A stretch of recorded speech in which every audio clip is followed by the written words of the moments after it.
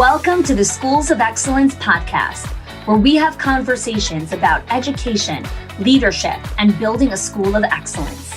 The goal on this show is to bring you clarity, up-level your mindset, and give you practical strategies and inspiration so you can show up with confidence and trust your decision-making. I'm Chani Wolshansky. I'm a mom of 4 under 10, a former New Yorker, and been in the early childhood field my entire life. And I'm so grateful that you've joined me for this conversation. Hey there, and welcome back to another episode of the Schools of Excellence podcast. This is episode number 3 in our 6-part series of The Bridge. So if this is your first episode listening in this series, The Bridge are the 6 meta skills of what it takes to build and sustain your school of excellence. And The Bridge is an acronym for the 6 meta skills, which are boundaries, relational intelligence, individual advocacy, discernment, generosity, and emotional regulation. And a meta skill is a skill that you learn that feeds into all other skills. So if this is your first episode, go back and listen to my introduction to The Bridge, to these meta skills and this concept of why as school leaders we need to be training and coaching for these meta skills versus constantly teaching the tactical to-dos of what our staff need to do to sustain the growth, the scalability, and the sustainability of our centers. So what is individual advocacy? Pretty much exactly as it sounds, where it's the individual having the ability to advocate for themselves. Advocacy is a meta skill in schools of excellence because as leaders, you cannot possibly anticipate every single person's needs in the center. Nor is that a good thing, right? Because what it actually does when you're trying to anticipate every single person's needs is it robs people of their own ability to practice their own self-awareness and their own development, right? So when we're constantly anticipating people's needs, we don't allow the person to actually struggle or have any kind of discomfort and recognize, one second, oh, I actually need this because this is not good for me. And so I need to go get this. When you have a team of people that sorely lack in self-awareness and their ability to own their own development, you cannot scale sustainably. You cannot grow the center sustainably because you're the only brain of the center. You're the only person that has the self-awareness of what the team needs, as opposed to individual advocacy when every single person develops the self-awareness of being cognizant of what it is that they need to succeed in their center. The other challenge of not helping your team practice this level of individual advocacy is it actually leads to burnout with the leader. And what do I mean by that? Well, when you're constantly trying to give and you're giving from the place of anticipating everyone's needs, a little bit from a place of people pleasing, but if it's not from a place of people pleasing, it's a place of fear where you have this scarcity mindset of if I don't give them this, they'll leave. And in a world where we are short staffed and we are struggling to find staff, we are anticipating every single need in an attempt to make people happy. The challenge when you are giving in an attempt so that that person is happy, so that they stay and they don't leave you, it's actually not giving, it's actually taking. Why is this taking? Well, I give you this lunch or this bonus or this thing or whatever it is, and now you give me your loyalty. That's emotional horse trading, right? And horse trading is exhausting. It's exhausting. Now, business relationships are not completely altruistic, right? Parenting is an altruistic relationship. You give to the child and you don't expect anything in return. That is pretty much a lot of the definition of parenting, right? It's the transmission of values and giving the child what they need. You're not asking for anything in return. You're the parent, you're the adult. So business is not this altruistic relationship, right? It's business. But there is a component of giving from a place of generosity versus obligation. And we're going to have an episode on generosity because that actually is one of the meta skills. But today we're talking about advocacy. And when you give with this mindset of constantly looking back and saying, okay, am I getting back what I need? It's exhausting because you're carrying around hundreds of invisible invoices. This person owes me this person owes me this person owes me that. And so essentially you're still taking, right? Because you're giving so that I can have the reassurance that you won't leave.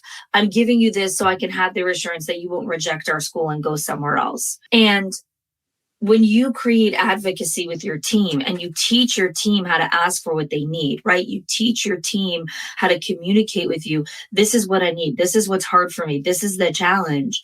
You create sustainable leadership. Now, I'm going to share with you a story that happened with one of our clients in our Owners HQ program. So in our Owners HQ program, we were working with a particular owner who was struggling with one of her directors. And this is a director who was a superstar, came on time, over-delivered, stayed late, came early. The owner was like already starting to look at this person as eventually, becoming regional manager, executive director, and managing some more of their locations. They have 5 locations. And one morning, this director comes in and gives her notice. She says, I'm leaving. These are my last 2 weeks. And the owner was shocked. And she said, I don't understand. And she's like, this is too much for me. I'm out.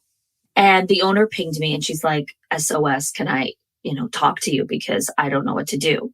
And I jumped on a call with her and I said, all right, let's unpack this. What's going on? Why did she give in her notice? Super amazing employee, superstar. You loved her. She loves you. Where is this coming from? Right? It seemingly feels like it's coming out of the blue. So I asked her a question. I said, tell me a little bit of context about this person. What are her behaviors? What's a little bit of her personality? Tell me a little bit about her backstory. Where did you find her? How many years is she working in this center? And I asked her a couple questions. And she said, well, she's really ambitious and she works really, really hard and she gives everything of herself. And she's been in our company for about 5 years. And I said, I'm going to give you an assumption of what I think is happening here.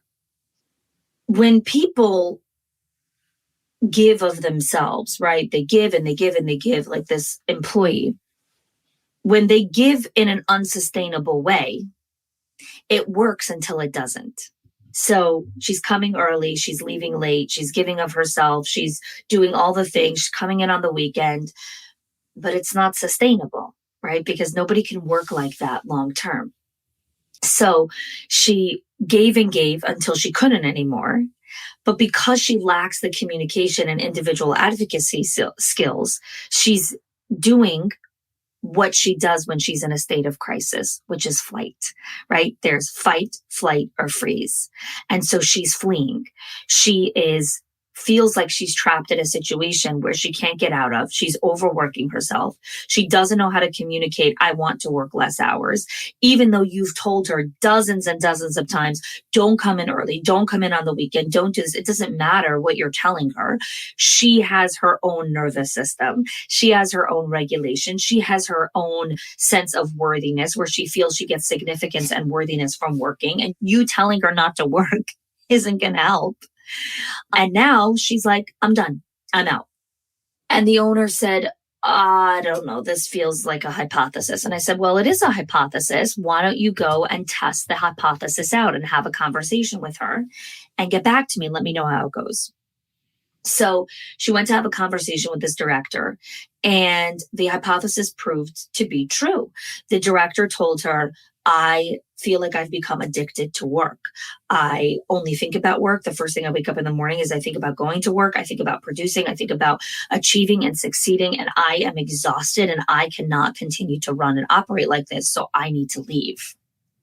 And luckily, I had already prepared the owner for how to have this conversation with the director if the assumption laid out to be true. And she coached the director through this conversation.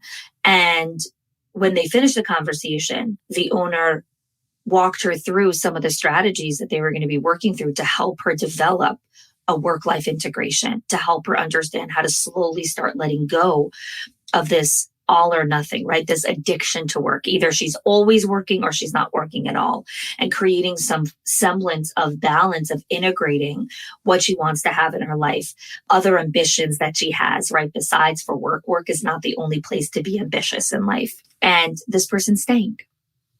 Why am I telling you all of this, right? Why am I telling you this story? Because advocacy, the ability for your team to understand how to communicate and advocate for themselves and say, I'm burning myself out.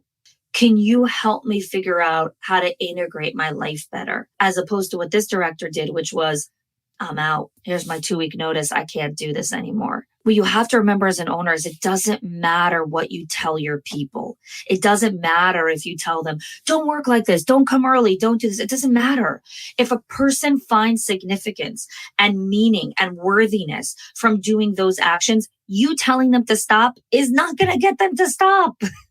Right? It's the equivalent of the wife telling the husband, don't drink, sweetheart, don't smoke, don't do all kinds of shit. It doesn't help. The person has to be ready to make the changes, right? The person has to be ready to make those changes in their life. And you could tell your staff till you're blue in the face, I care about you. I want you to do it doesn't matter. The person has to be the advocate for themselves. The person has to have the awareness that they are ready to make these changes in their life. And that's why helping your team practice this meta skill is massively transformational to the way you operate your center. Because another component to remember is, as a leader, you prepare trainings and manuals and SOPs and handbooks, and then life happens. Something gets missed in the handbook, not because you didn't anticipate it or because you didn't think about it, but because, hey, you're human. You can't remember every single freaking thing that goes inside of a handbook. And then now what? You've trained your staff members to follow a process, to follow a system, and they don't know how to advocate for themselves and say, I actually think something's missing from this process. I actually think that, yeah, this system works for everyone, but I actually need something else to make this work for me. Because a big part of advocacy is recognizing that the handbook isn't the only source of information. The SOP isn't the only source of information. You could go to the school leader. You could go to other members of the team, leveraging the team as a source of support through your journey. And as a leader, introducing your admin team to each other and helping them build relationships, because there's an abundance of resources available to them just from the team. So what does it look like when someone practices individual advocacy? They're speaking up for themselves. They're learning how to get information. They're finding out who will support them. They're understanding their rights and responsibilities. They're practicing their ability to problem solve. They're reaching out to others when they need to get help. They're learning about self-determination and self-awareness. All of these things become anchor points in their journey to becoming more of an advocate for themselves. It's very interesting. I was talking with my son, who at the time of this recording just recently went to overnight camp for 8 weeks. And my son was asking us about one of his friends who wasn't accepted to this camp. And my husband was talking to him about, this child, unfortunately, doesn't really have advocate in his life to advocate for him to get into this camp or be able to get into that school that he wants to go to. He lacks advocates in his life. And it's difficult when, a young kid's trying to advocate for themselves. And my son, Mendel, he's 12, he asked us to explain to me, what is an advocate? What does it mean to be an advocate for someone? And so we were having this conversation. And one of the things that came out of the conversation is my son recognized, he's like, when you're young and you're still learning communication skills and you're learning about the world around you, you need parents, mentors, teachers to help be your advocates, to help give you opportunity and move you forward in your life. And then when you become a grown-up, you become an advocate for yourself. And then eventually, as you possibly have children or start to raise a family or you become a leader, you become an advocate for other people. But you always need to remember, right? And I told this to my son, I said, we will always be your advocates. Always. As long as you live, we will always be your advocates. But you always need to remember that you are always going to be your greatest advocate. You communicating with us what you need. You telling us what's good for you, what's hard for you, what's this, what's that. you communicating that allows people in your life to support you in the advocacy of what you want to do in your life. But you will always be your greatest advocate. And I want to leave you with that. You will always be your greatest advocate. And so if you believe that at its core, then supporting your team and helping them be their greatest advocate helps build your school of excellence, helps build the legacy that you want to leave in your center, in your community, with the children, with the families, with everyone. So if this episode connected with you, if it resonated with you, and you're looking for tools on how to train your staff on individual advocacy, you're looking for tools for yourself, how you can learn how to become more of an advocate for yourself, then I really encourage you to check out our Directors Inner Circle, our Owners HQ program. The links are in the show notes. We're taking applications now again. And this is, again, a curated, highly curated community of directors, of owners, and we're helping leaders understand the journey, fall in love with the journey, and become the leaders that they want to be to build and sustain their schools of excellence. Thanks so much for joining today's episode. Next week, we'll be diving into discernment, the fourth meta skill in the bridge concept. If you are loving the Schools of Excellence podcast and have gotten any value out of it for your school, I would love if you can do two things for me. One, subscribe to the show so you never miss an episode. And two, can you please leave us a review? Reviews help other school leaders know that this is the place to learn how to build a school of excellence. And I would be so grateful if you can do that for us. Your help and support makes this show to be able to be listened by the thousands of other school leaders all around the world. Thanks so much for listening, for giving us your time and attention each and every week. And I appreciate that you have joined us.